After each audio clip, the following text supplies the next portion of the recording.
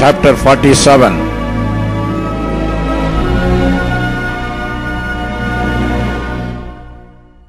Come down and sit in the dust, O virgin daughter of Babylon, sit on the ground. There is no throne, O daughter of the Chaldeans, for thou shalt no more be called tender and delicate.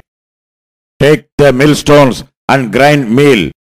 Uncover thy locks, make bare the leg, uncover the thigh, pass over the rivers. Thy nakedness shall be uncovered, yea, thy shame shall be seen. I will take vengeance, and I will not meet thee as a man.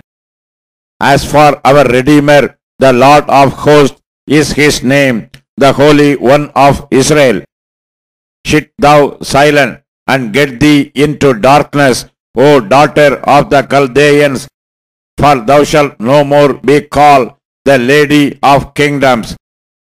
I was wroth with my people, I have polluted mine inheritance, and given them into thine hand.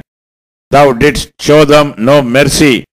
Upon the ancient hast thou very heavily laid thy yoke, and thou saidst, it shall be a lady forever, so that thou didst not lay these things to thy heart, neither didst remember the latter end of it.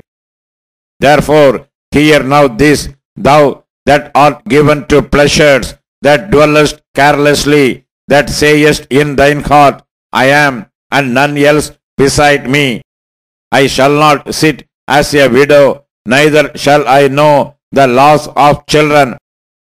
But these two things shall come to thee in a moment, in one day, the loss of children and widowhood. They shall come upon thee in their perfection for the multitude of thy sorceries, and for the great abundance of thine enchantments.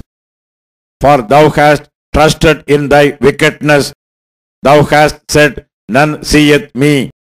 Thy wisdom and thy knowledge, it hath perverted thee. And thou hast said in thine heart, I am, and none else beside me. Therefore shall evil come upon thee. Thou shalt not know from whence it riseth, and mischief shall fall upon thee. Thou shalt not be able to put it off, and desolation shall come upon thee suddenly, which thou shalt not know. Stand now with thine enchantments, and with the multitude of thy sorceries, wherein thou hast labored from thy youth. If so be, thou shalt be able to profit. If so be, thou mayest prevail. Thou art wearied in the multitude of thy counsels. Let now the astrologers, the stargazers, the monthly prognosticators stand up and save thee from these things that shall come upon thee. Behold, they shall be as stubble, the fire shall burn them. They shall not deliver themselves from the power of the flame. There shall not be a coal to warm at, nor fire to sit before it. Thus shall they be unto thee with whom thou hast labored, even thy merchants from thy youth. They shall wander, every one to his quarter. None shall save thee.